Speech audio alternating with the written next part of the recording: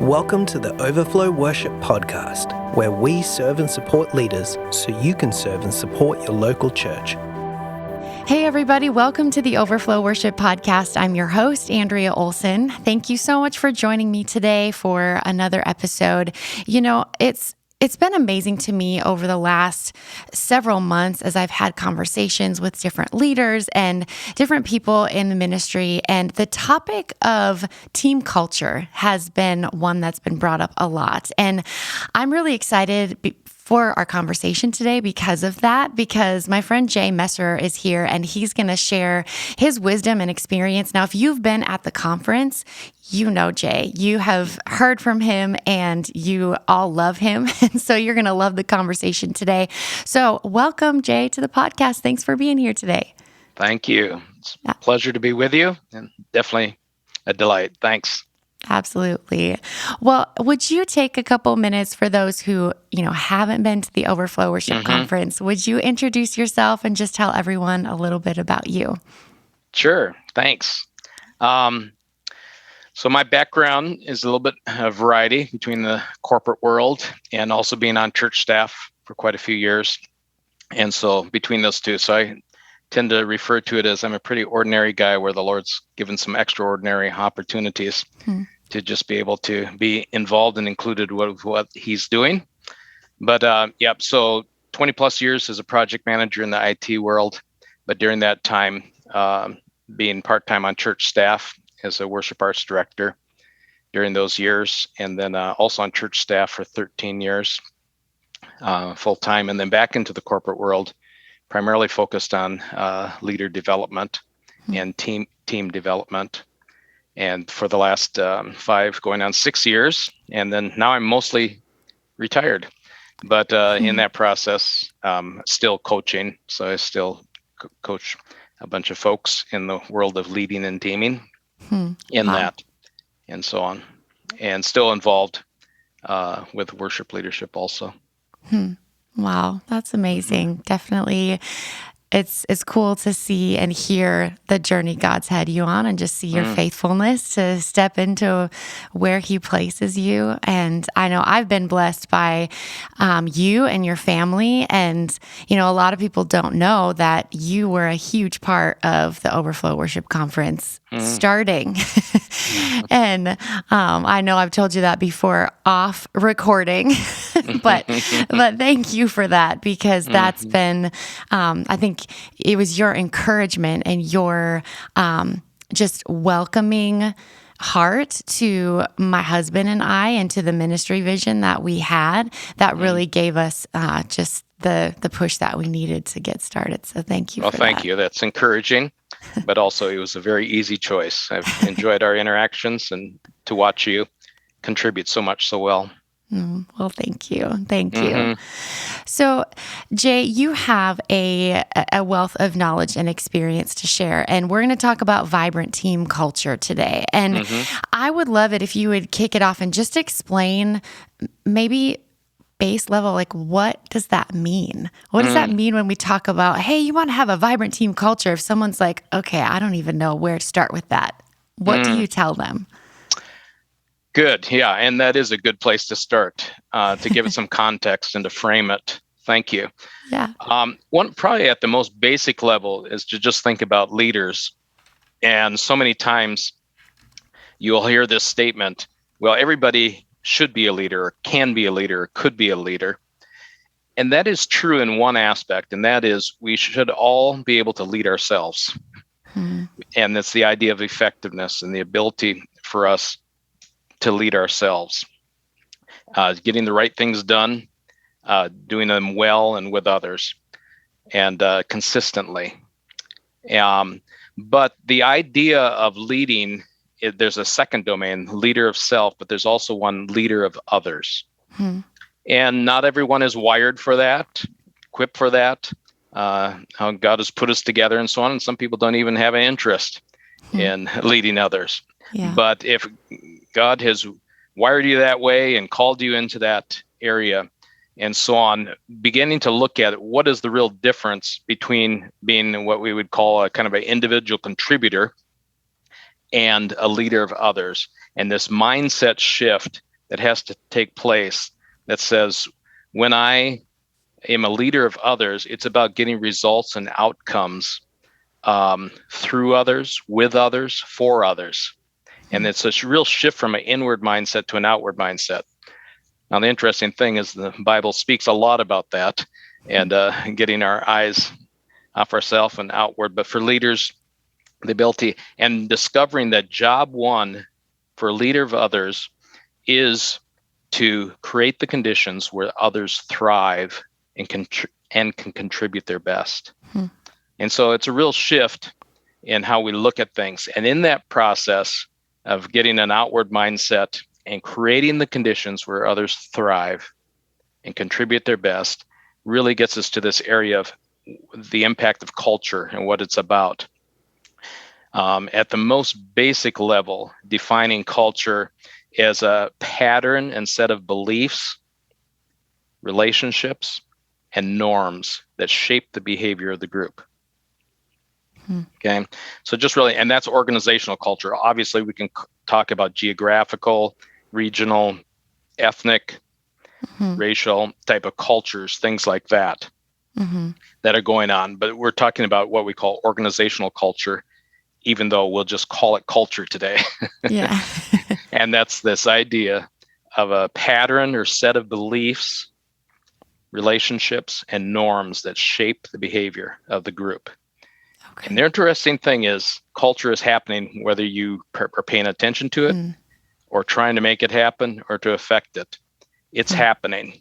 And the question becomes for leaders, are we going to live with the accidental or are we going to be intentional about how this culture is shaped, fashioned, and how it impacts us? Wow. Wow. That's helpful. Oh, yeah, that's so helpful. Wow. And do you find, whether in corporate world or ministry world, that there is a commonality where people are living with the accidental? Like, yes. Okay. Yeah. In fact, that's the more common. Yeah. Is it's just happening. And then we're living it. And every organization, every system is perfectly aligned to get the results they're getting. It's just like with a car. We're going down the road. If we take our hands off the steering wheel and it veers to the right, we call that misalignment. But the irony is the car is perfectly aligned to veer to the right. Yes. Oh, man. That's the way it is. And when we take it in to get work done, and the person says, well, were you driving at night? Well, yeah, I was. Well, your headlights on? Yeah, they were. Well, I wonder if we should tweak your headlights and we should make the adjustment. Well, we obviously know, unless we get into the actual frame of the car and make some adjustments and things like that, it's not going to make a difference. And so many times in our organizations and with worship leading teams and things like that, we begin to kind of just tweak these activities or the process that we're going through and trying to adjust people's attitudes and things like this. And it's like adjusting the headlights, hoping that it'll help our alignment on the car. Wow. It's not really making a difference. Culture is what's making the impact on most all that we're experiencing. And so for leaders, it is looking deeper and asking the question behind the question and looking at what is really contributing to this. Yeah. And in most cases, it has to do with this set of beliefs, the relationships, and the norms we've established, whether it's accidental or intentionally, that we've established. That's really impacting the outcomes, what we're experiencing. And so we have to go, as it were, upstream to what's feeding and forming and fashioning, fostering the culture. Yes. Wow. Wow. That's so good. We are all perfectly aligned to get the results we're getting. That's gold. That's so good. So let's say that somebody knows that this is something they want to do. Like they're like, we're living in accidental and we're kind of in a mess. and we need to fix it. And I imagine that's often when they come to you in the corporate world to, to help them with that. So where do they start? What are the things that need to begin to happen to start on this journey of developing a vibrant team culture? Yeah, great question. So part of it is a little bit of this mindset thing. So much in leading and with people is getting a mindset shift, because everything a person says and does is a natural expression of how they see things. Okay. And so until we affect that, so many times we're working with behaviors, we want to do things differently, but the things we're doing and saying are just a natural expression of how we see things. The Bible speaks about this all the time, about the renewing of our minds and so on, that we're transformed by the renewing of our minds, in Romans there and other places. And God works this inside out process. So much of this is when you speak truth, point at truth, it'll come back to where God has said some things about this and will help us also as devoted followers of Jesus. But in this process, we go back to and say, what is this mindset shift that's needed as leaders? And one of it is kind of understanding what we would call a framework, a leadership framework that we call the vibrant team culture. And frameworks are really helpful in two ways. One is they're preventative and they're diagnostic. A framework is kind of like a model or a diagram. Many times we represent them visually. And so in this case, if we were having lunch together or breakfast, I'd grab a napkin and start drawing 3 circles. And then they're overlapping circles. Some people call them Venn diagrams, where these overlapping circles are going on. And in those 3 circles, I would write 3 things. One would be, the first circle would be belonging. The second is relationships. And the third one is clarity. Okay. And so at the most basic form, that would be the framework that I would begin to promote and point at, that says, when we're talking about vibrant team cultures, let's keep it real simple and zero in on 3 areas.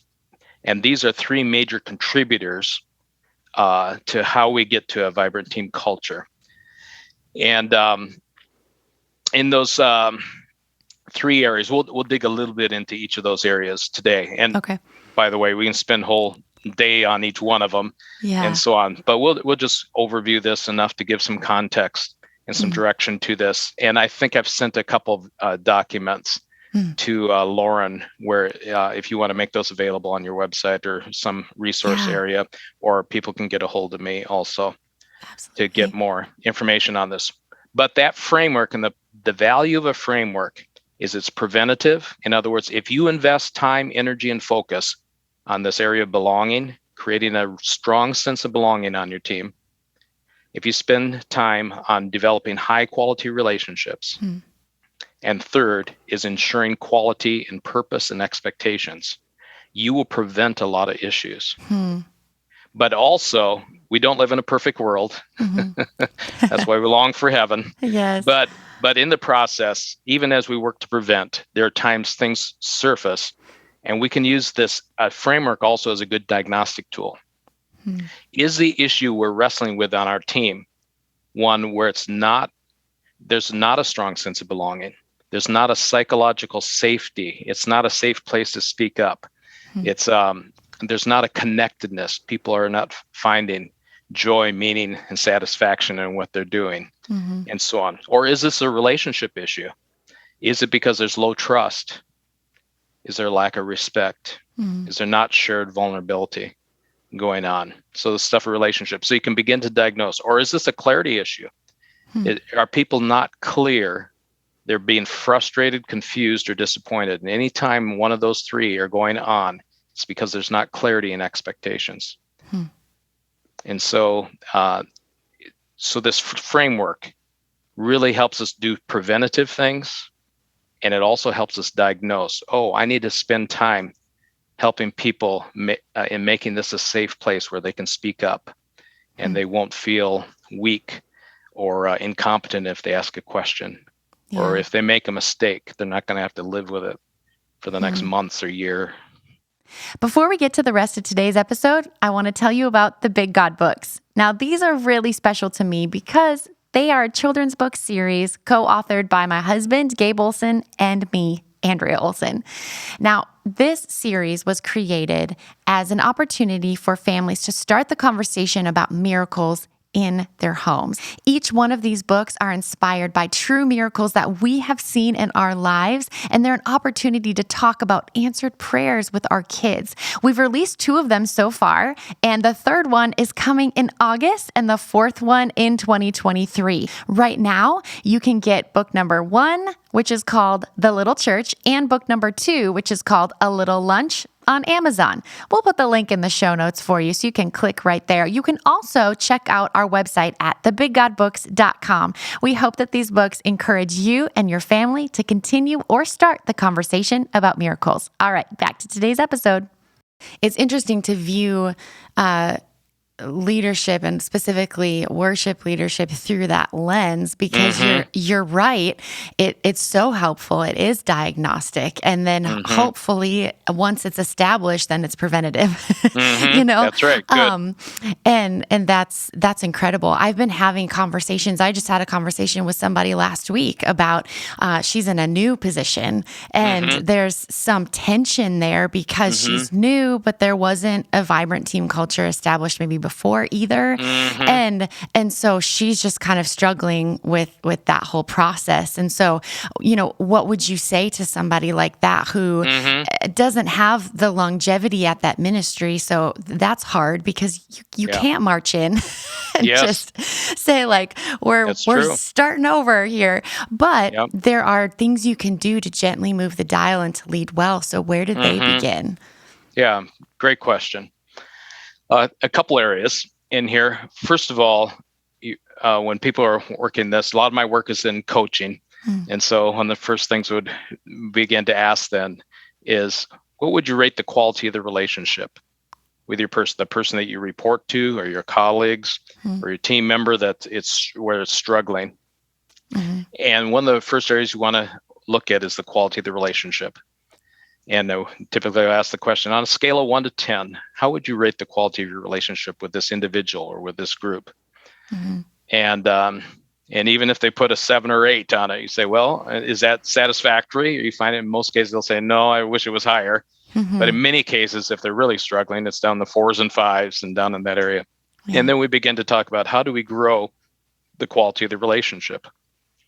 And you can focus in on, now most people will start with trust, and that's that's a very underlying thing. But the interesting thing is what precedes trust usually is shared vulnerability.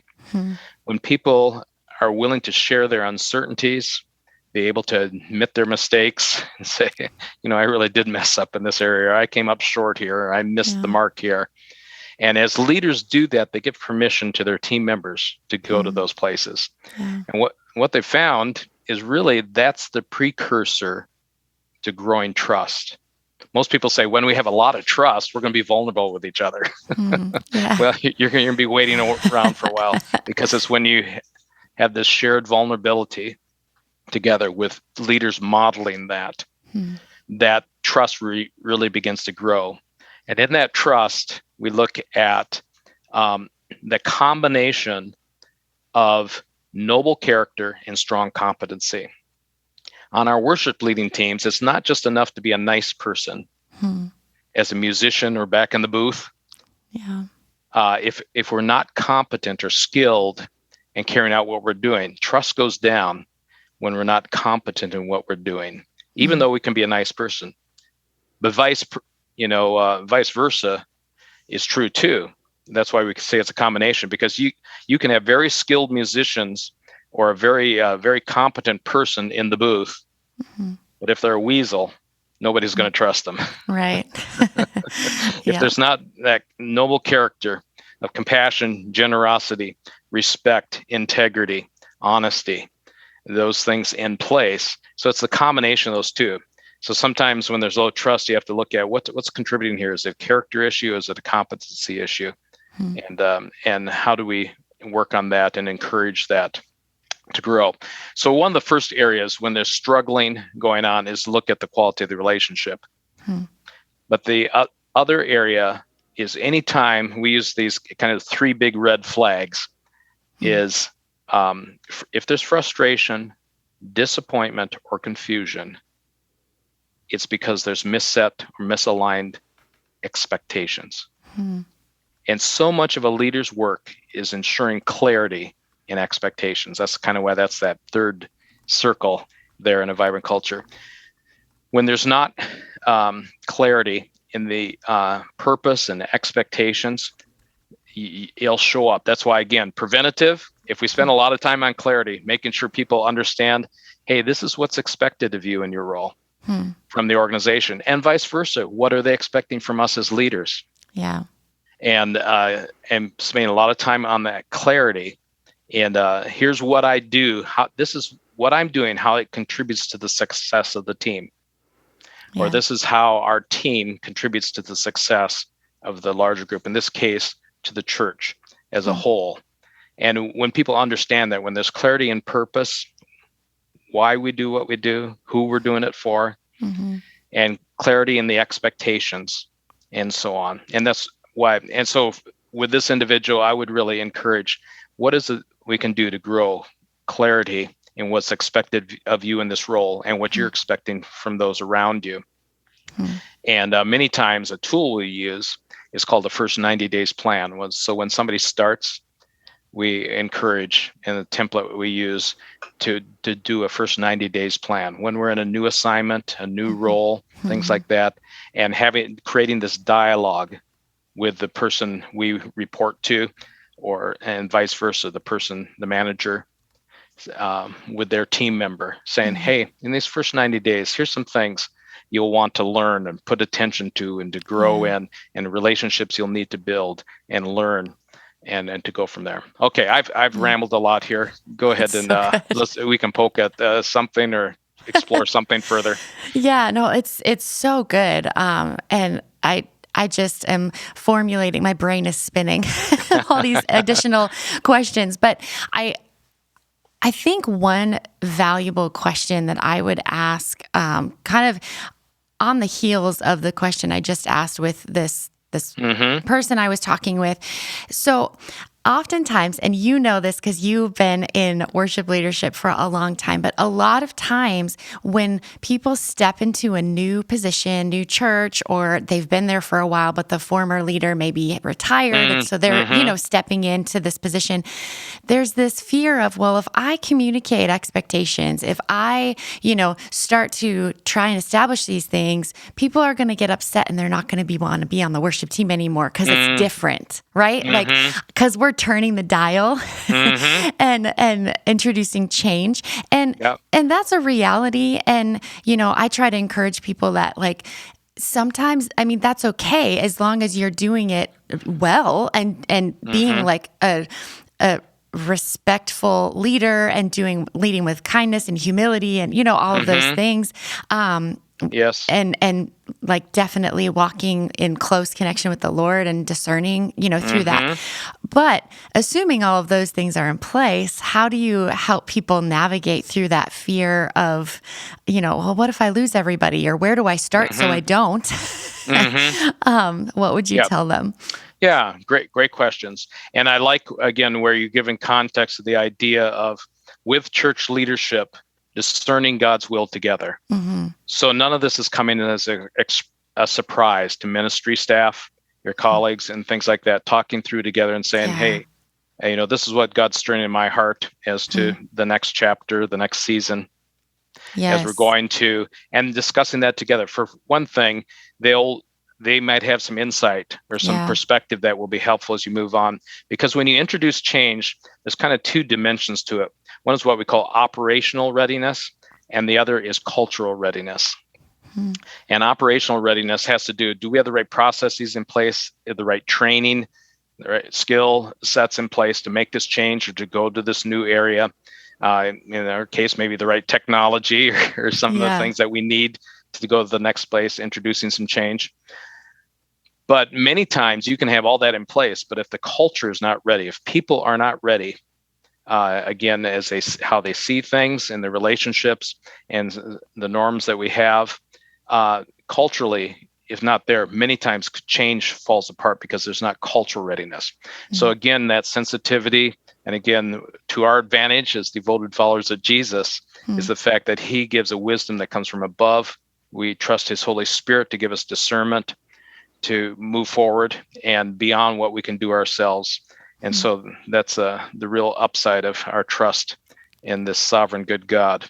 Yeah. But in that, discerning God's will together, so there's no surprises and where we're going through, but making sure there's a cultural readiness. So we may have to ease into something. And many times for leaders, it's deciding how much change can the group absorb and how we can go there. And many times we have to do it incrementally and getting out ahead of it.